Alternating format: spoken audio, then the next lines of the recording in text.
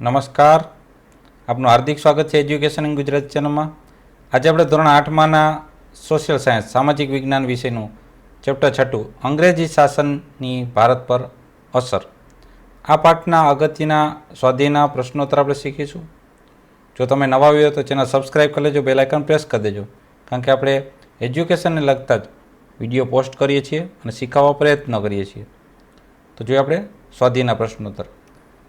માં પહેલો પ્રશ્ન છે કે નીચેના પ્રશ્નના ઉત્તર આપો.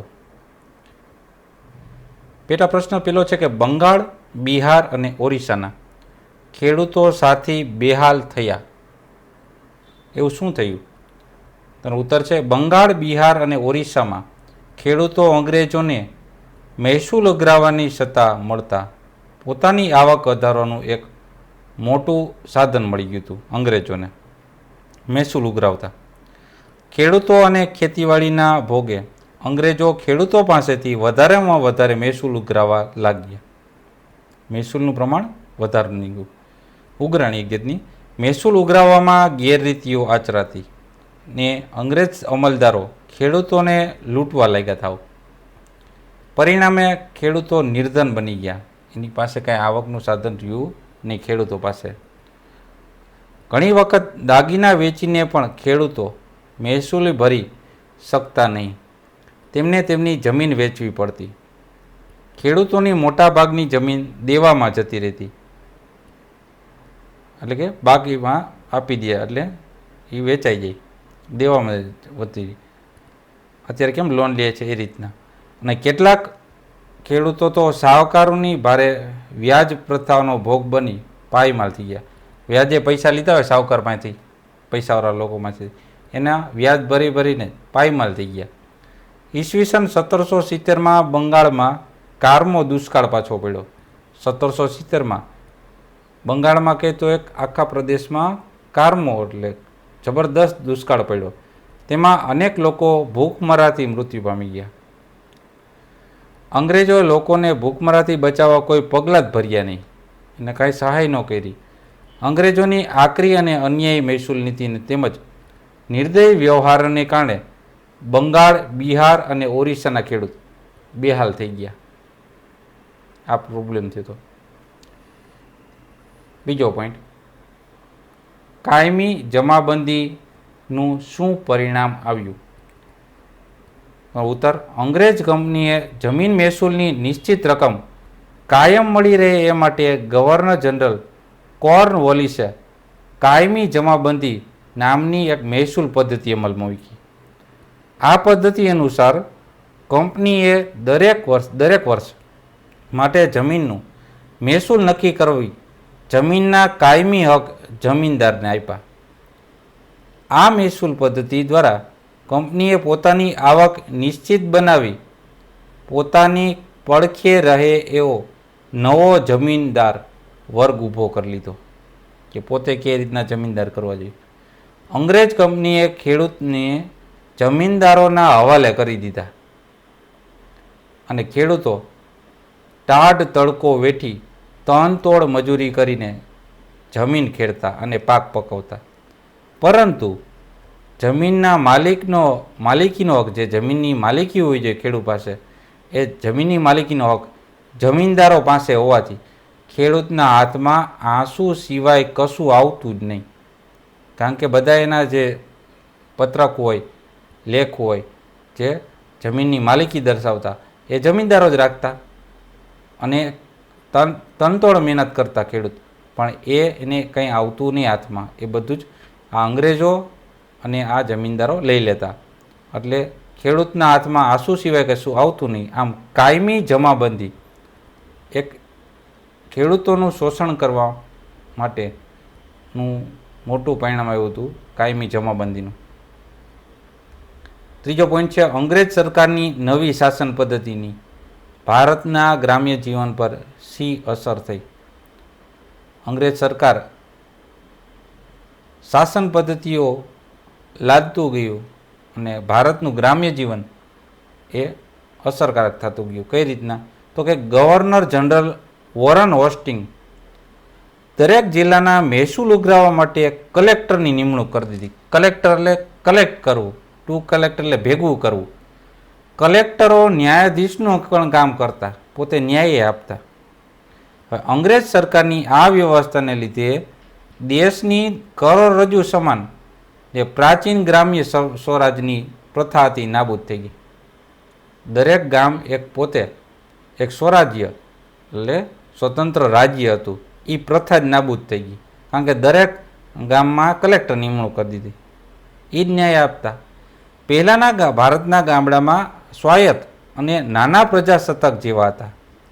ગ્રામની પંચાયતના સભ્યો કે જ્ઞાતિના જે પંચો હોય એ ન્યાય આપવાનું કામ કરતા અને લોકોને ન્યાય આપતા. ખરા અર્થમાં ગ્રામ પંચાયતો ગામનો સઘળો વહીવટ કરતી. પ્રાચીન સમયમાં વિદેશી આક્રમણોના સમયે તેમજ સલ્તનતોના શાસન દરમિયાન પણ ભારતીય ગ્રામ સ્વરાજ સંસ્થાઓ ઓળીખમ હતી, કારણ કે એમાં શાસનમાં કાંઈ ફેર પડ્યો નહોતો. પરંતુ જ્યારે અંગ્રેજ સરકારના હસ્તક્ષેપથી એટલે એમને જે આમાં હસ્તક્ષેપ કર્યો ગ્રામની સ્વરાજ સંસ્થાઓ પર, અને કારણે પંચાયતી સત્તાનો અંત આવી ગયો. પંચાયત સત્તા રહી નહીં. આમ અંગ્રેજ સરકારની આ નવી શાસન પદ્ધતિ જે કલેક્ટરોની નિમણૂક કરવામાં આવી હતી, બરાબર, એ નવી શાસન પદ્ધતિથી ભારતના જે ગામડા હતા ને ગરીબ અને પરાધીન બનાવી દીધા. પ્રશ્ન ચોથો. અંગ્રેજ શાસન દરમિયાન ભારતના ગૃહ ઉદ્યોગો અને હસ્ત ઉદ્યોગ પર શી અસર થઈ? તો અંગ્રેજ શાસન દરમિયાન ભારતના ઉન્નત થયેલા કાચા માલ અને ભારતમાંથી એકઠા કરેલા રૂપિયાથી અંગ્રેજો ઇંગ્લેન્ડમાં મોટા મોટા ધંધા ઉદ્યોગો વિકસાવવા લાગ્યા. અહીંનો કાચો માલ હોય આપણા ભારતમાંથી, એ અંગ્રેજો ક્યાં મોકલે? એના દેશમાં. પછી ત્યાંથી વસ્તુ બનાવીને પાછી અહીં આપણે મોંઘા ભાવે વેચે, બરાબર. આવા ઉદ્યોગ ધંધો વિકસાવ્યા. તેમના કારખાનાના ધમધોકાર ચાલવા લાગ્યા. કોના? અંગ્રેજોના.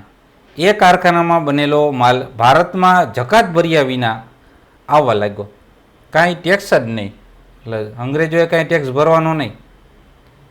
જ્યારે ભારતના ઉન્નત થતા કાપડ અને અન્ય માલ પર 80% સુધીનો ભારે જકાત નાખવામાં આવ્યો. એટલે અહીંયા આપણે જે ભારતમાં કપડું બને અને માલ બને એની ઉપર 80% ટેક્સ લાગ્યો. એટલે શું થાય કે અહીં જે ભારતમાં બનેલી વસ્તુ હોય મોંઘી મળે. તેથી ભારતના ગૃહ ઉદ્યોગનો માલ ઇંગ્લેન્ડથી આવતા માલ કરતાં મોંઘો બન્યો. પરિણામે ભારતના ગૃહ ઉદ્યોગ અને હસ્ત ઉદ્યોગ ઇંગ્લેન્ડના માલની સામે ટકી શક્યા નહીં, બરોબરી કરી ન શક્યા. આમ અંગ્રેજની આ આર્થિક શોષણ નીતિ અને ભેદભાવભરી જકાત નીતિના કારણે ભારતના જે કાપડ, ધાતુઓ, કાચ, કાગળ, વહાણો વગેરેના જે ઉદ્યોગ હતા એ પડી ભાંગ્યા. દેશના લાખો ગ્રામ્ય કારીગરો ગરીબ અને બેકાર બન્યા હતા. આવી અંગ્રેજોની શાસન નીતિ હતી.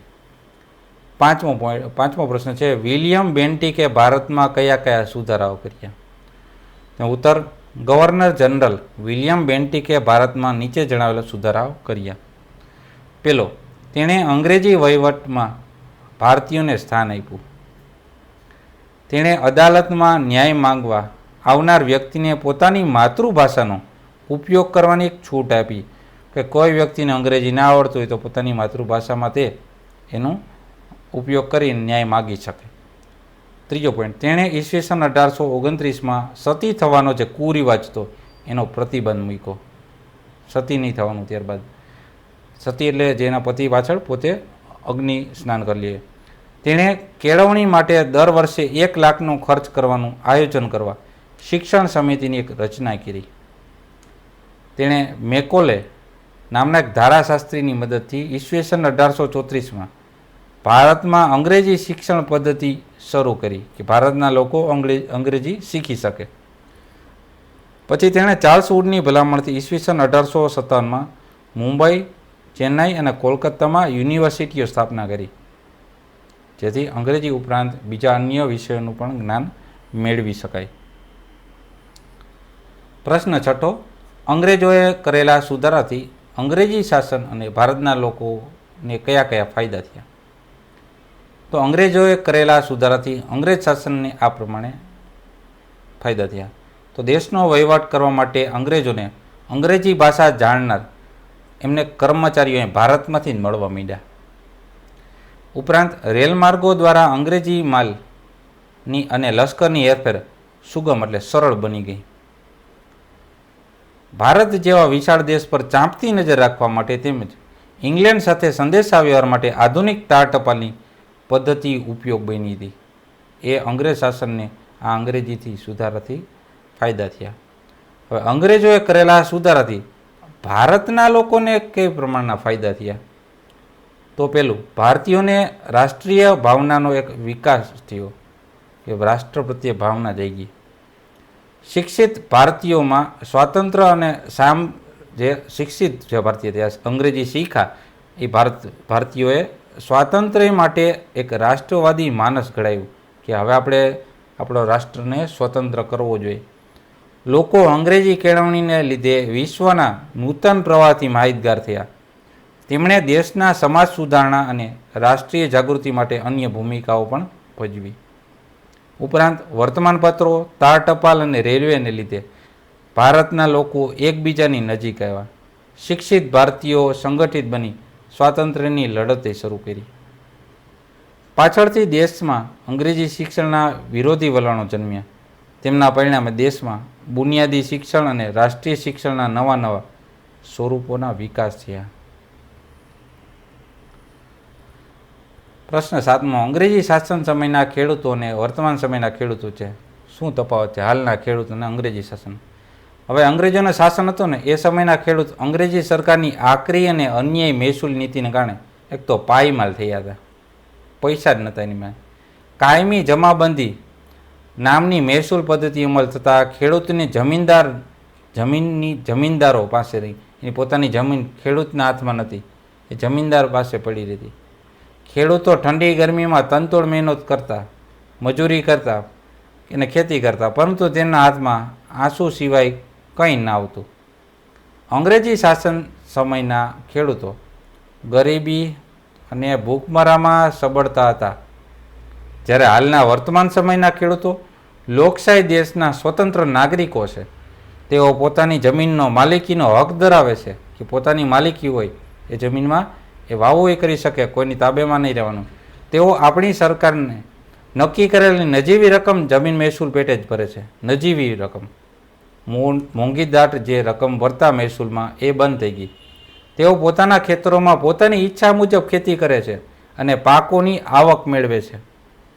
તેઓને સરકાર તરફથી સિંચાઈ, વીજળી, રાસાયણિક ખાતરો, બિયારણ વગેરેની સગવડ પણ સરકાર એમને નજીવા ભાવે આપે છે.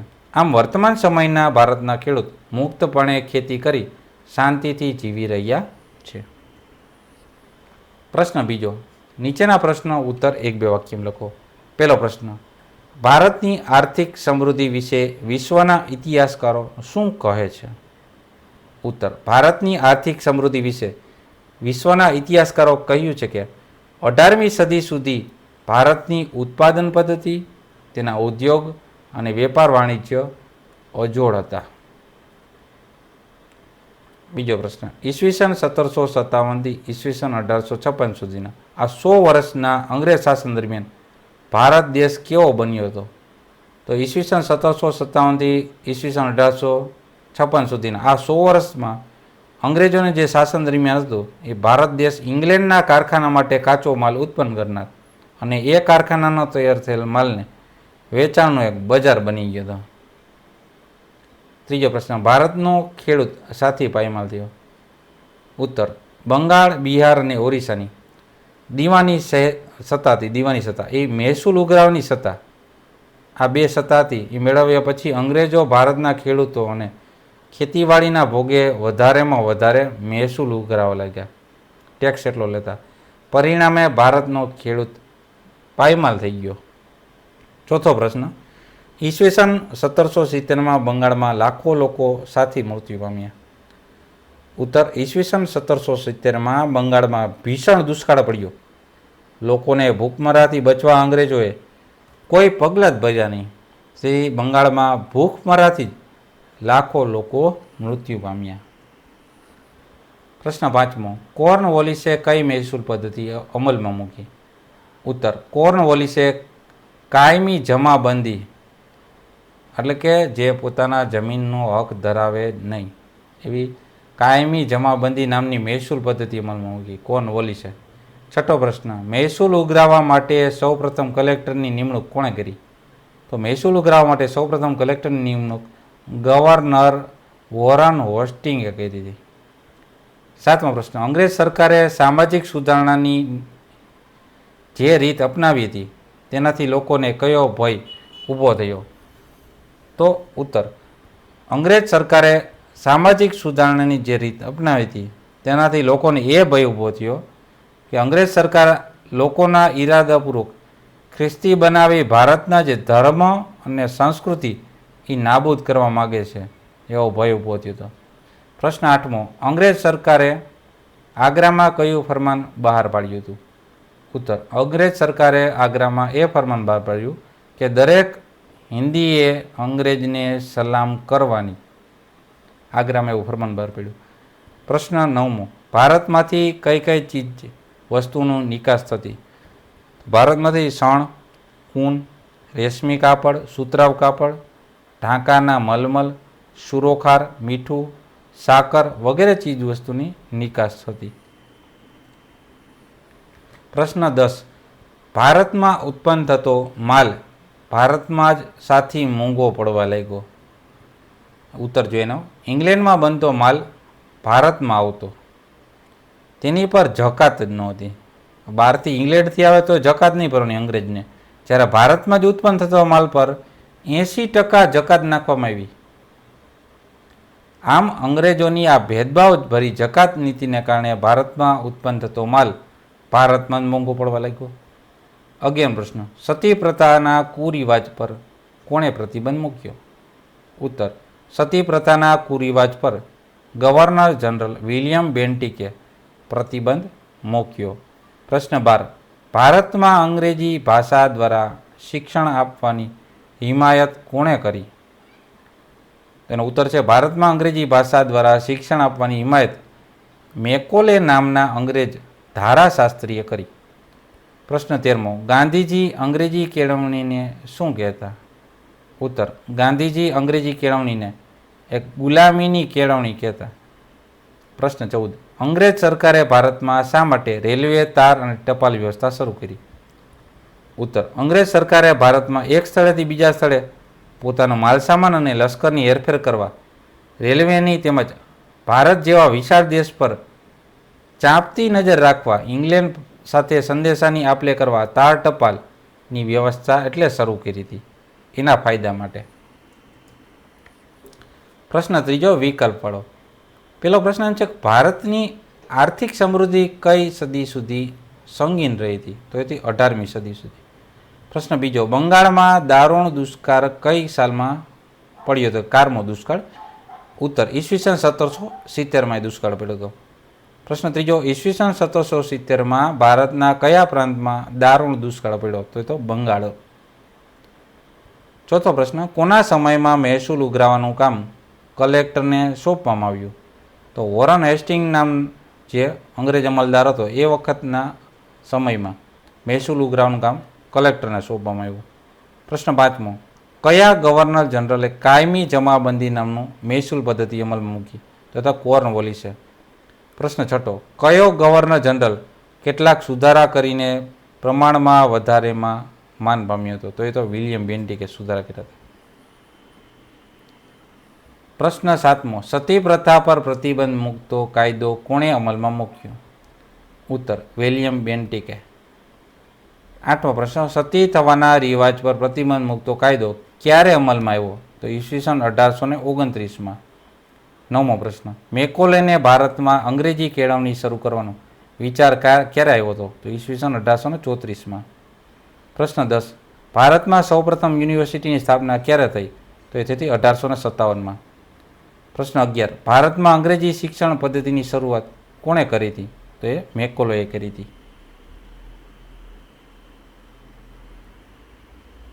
પ્રશ્ન 4, ખાલી જગ્યા પૂરો. પહેલી ખાલી જગ્યા, ભારતની ખાલી જગ્યા સમૃદ્ધિ છેક 18મી સુધી ખાલી જગ્યા એટલે કે સુરક્ષિત રહી હતી, તો એ આર્થિક સમૃદ્ધિ 18મી સદી સુધી આર્થિક રીતના સરભર હતા. બીજો ખાલી જગ્યા છે કે બંગાળ, બિહાર અને ઓરિસ્સાની ખાલી જગ્યા સત્તા મળવાથી અંગ્રેજોને પોતાની આવક વધવાનું એક વિશાળ ક્ષેત્ર મળી ગયું હતું, તો એમની દીવાની સત્તા મળી ગઈ હતી એની. ત્રીજું ખાલી જગ્યા છે અંગ્રેજ શાસન સમયે કેટલાક ખેડૂત ખાલી જગ્યાને ભારે વ્યાજ પ્રથાનો ભોગ બની પાયમાલ થયા હતા, તો એ શાહુકાર હતા એ સમયના, એની વ્યાજ પ્રથાનો ભોગ બન્યા હતા. ચોથી ખાલી જગ્યા ગવર્નર જનરલ કોર્નવોલિસે ખાલી જગ્યા નામની મહેસૂલ પદ્ધતિ અમલમાં મૂકી, તો કાયમી જમાબંધી. પાંચમી ખાલી જગ્યા ગવર્નર જનરલ કોર્નવોલિસના સમયમાં મહેસૂલ ઉઘરાવવાનું અને ન્યાય આપવાનું કામ ખાલી જગ્યાને સોંપવામાં આવ્યું, તો કલેક્ટરોને. છઠ્ઠી ખાલી જગ્યા અંગ્રેજ રાજ્ય વહીવટને લીધે આપણા દેશની પ્રાચીન ખાલી જગ્યાની પ્રથા નાબૂદ થઈ, તો ગ્રામ સ્વરાજની. સાતમી ખાલી જગ્યા પ્રાચીન સમયમાં દરેક ગામ એક નાના ખાલી જગ્યા જેવું હતું, તો નાના પ્રજાસત્તાક જેવું. આઠમી ખાલી જગ્યા ખાલી જગ્યામાં એવું ફરમાન કરવામાં આવ્યું હતું કે દરેક હિન્દીઓ ખાલી જગ્યાને સલામ કરવાની, તો આગ્રામાં ફરમાન કરવામાં આવ્યું હતું કે દરેક અંગ્રેજોને દરેક હિન્દીએ સલામ કરવાની. નવમી ખાલી જગ્યા સતી પ્રથા પર પ્રતિબંધ મૂકતો કાયદો અમલમાં મૂક્યો, તો ગવર્નર જનરલ વિલિયમ બેન્ટિકે.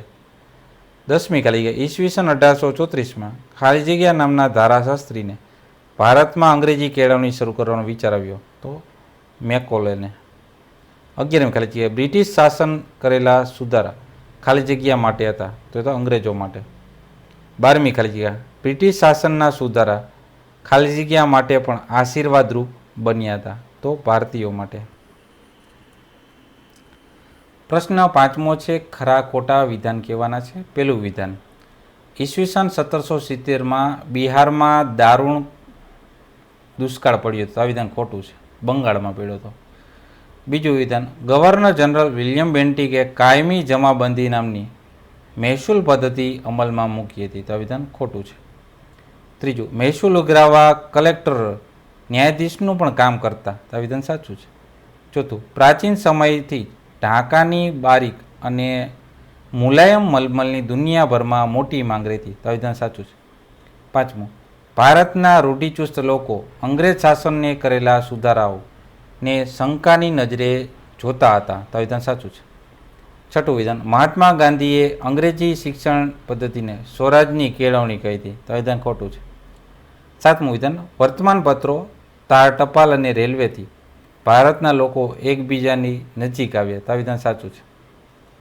પ્રશ્ન છઠ્ઠો છે જોડકા જોડો, એમાં જોડકા સાચા જોડેલા છે. કોર્નવોલિસે કાયમી જમાબંધી અમલમાં મૂકી, મેકોલેએ ભારતમાં અંગ્રેજી શિક્ષણની શરૂઆત કરી, વિલિયમ બેન્ટિકે સતી પ્રથા પર પ્રતિબંધ મૂક્યો, અને ગાંધીજી એ અંગ્રેજી કેળવણીને ગુલામીની કેળવણી કહેતા. ત્યારબાદ છે વિચારો પ્રશ્નો છે. પેલો છે કાચો માલ એટલે શું? તો ઉત્તર, યંત્રો કે માનવ બળ દ્વારા વપરાશી ચીજ વસ્તુનો ઉપયોગ માટે જે મૂળ સ્વરૂપની વસ્તુનો ઉપયોગ થાય ને, મૂળ સ્વરૂપની, એ કાચો માલ કહેવામાં આવે. દાખલા તરીકે સુતરાઉ કાપડ બનાવવા માટે રૂ છે ને, એ કાચો માલ કહેવાય. બીજો પ્રશ્ન, કાચા માલના ઉદાહરણ આપો. તો કાચા માલના ઉદાહરણમાં રૂ, ઊન, રેશમ, ઘઉં, તમાકુ, મગફળી, તલ, સરસવ, એરંડા વગેરે તેલીબિયા, ઉપરાંત શેરડી, શણ, ગવાર, નાળિયેર, લાકડું, દૂધ, બટાકા, માછલી, બોક્સાઇડ, લોખંડ, તાંબુ, ચૂનાનો પથ્થર, ખનિજ તેલ, આ બધા કાચા માલ કહેવાય. ત્રીજો પ્રશ્ન, તમારા ગામમાં ઉત્પન્ન થતા કાચા માલના ઉદાહરણની યાદી બનાવો. મારા ગામમાં ઉત્પન્ન થતો કાચો માલમાં ઘઉં, તમાકુ, મગફળી, તલ, સરસવ, એરંડા, ગવાર, શેરડી, દૂધ, રૂ વગેરે છે. ચોથો પ્રશ્ન, તમારા ગામમાં ઉત્પન્ન થતો કાચો માલ ક્યાં જાય છે અને તેમાંથી કઈ કઈ વસ્તુ બને એની યાદી બનાવો. તો મારા ગામમાં ઉત્પન્ન થતો કાચો માલ નજીકના શહેરોમાં જાય, તેમાંથી નીચે મુજબની વસ્તુ બને છે. ઘઉંમાંથી bread, biscuit, cake, macaroni, spaghetti, એટલે આપણે જે બનતું હોય એ લખવાનું. તમાકુમાંથી બીડી બનતી હોય, મગફળી, તલ અને સરસવમાંથી ખાદ્ય તેલો મળે, એરંડામાંથી કેસ્ટર ઓઇલ મળે, કારણ કે કેસ્ટર એટલે જ એરંડા, બરાબર. ગવારમાંથી ગમગવાર. છઠ્ઠું, શેરડીમાંથી ગોળ, ખાંડ સરી મળે. દૂધમાંથી માખણ, ઘી, છાશ, બેબી ફૂડ, દૂધનો પાવડર, આઈસ્ક્રીમ, મલાઈ, ચીઝ, પનીર વગેરે મળે છે બનાવવામાં આવે. પછી રૂમાંથી સૂતરા કાપડ બનાવવામાં આવે. બરાબર. પાંચમો પ્રશ્ન છે, જમીન મહેસૂલ એટલે શું અને આપણે કયા કયા કર ભરીએ છીએ એની યાદી બનાવો. તો જમીન મહેસૂલ એટલે કે જમીનના ઉપયોગ માટે સરકારને ભોગવવાનો વેરો આપણે સરકારને આપવું પડે. તો આપણે ઘરવેરો, હાઉસ ટેક્સ ભરીએ, પાણીનો વેરો ભરીએ, દીવાબત્તી એટલે સ્ટ્રીટ લાઇટ વેરો ભરીએ, સફાઈ વેરો, આવક વેરો આપણી જે આવક એના પર વેરો, વેચાણ વેરો કંઈ, સર્વિસ ટેક્સ, ગેઇન ટેક્સ વગેરે અનેક જાતના ટેક્સ આપણે અત્યારે ભરીએ જ છીએ.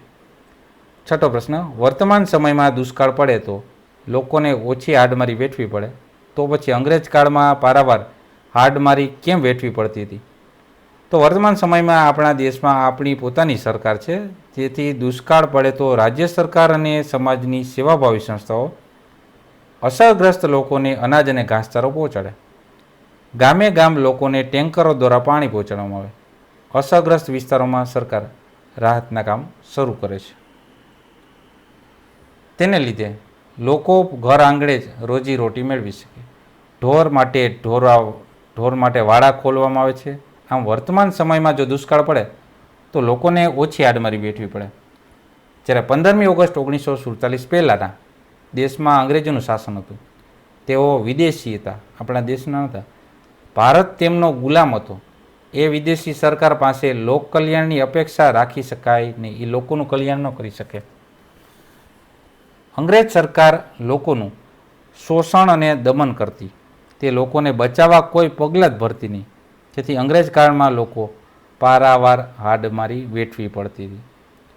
સાતમો પ્રશ્ન, વર્તમાન સમયમાં ગ્રામ કક્ષાએ કયા કયા ગૃહ ઉદ્યોગો જોવા મળે છે? વર્તમાન એટલે કે હાલના સમયમાં ગ્રામ કક્ષાએ ગૃહ ઉદ્યોગો જોવા મળે છે. પેલું હાથશાળ ઉદ્યોગ, ધાણી ઉદ્યોગ, ચર્મ ઉદ્યોગ, મરઘા ઉછેર ઉદ્યોગ, પશુપાલક ઉદ્યોગ, ડેરી ઉદ્યોગ, અગરબત્તી બનાવવાનો ઉદ્યોગ, મસાલા ઉદ્યોગ, તાળા તિજોરી બનાવવાનો ઉદ્યોગ, તૈયાર વસ્ત્રો બનાવવાનો ઉદ્યોગ, માટલા બનાવવાનો ઉદ્યોગ. પ્રશ્ન 8મો, મેકોલેએ ભારતમાં શા માટે અંગ્રેજી કેળવણી શરૂ કરી? તો ભારતમાં અંગ્રેજોએ વહીવટી તંત્રનું અંગ્રેજીકરણ કરી નાખ્યું. આથી દેશનો વહીવટ કરવા માટે અંગ્રેજી ભાષા જાણનાર લોકોની જરૂરિયાત હતી. એને પૂરી કરવા માટે મેકોલેએ ભારતમાં અંગ્રેજી કેળવણી શરૂ કરી હતી. તો આ તો આપણે ધોરણ 8માના સામાજિક વિજ્ઞાન વિશેનું ચેપ્ટર 6ના સ્વાધ્યાયના પ્રશ્નોત્તર. જોતા રહો એજ્યુકેશન ગુજરાત ચેનલને, શીખતા રહો. થેન્ક યુ, આભાર.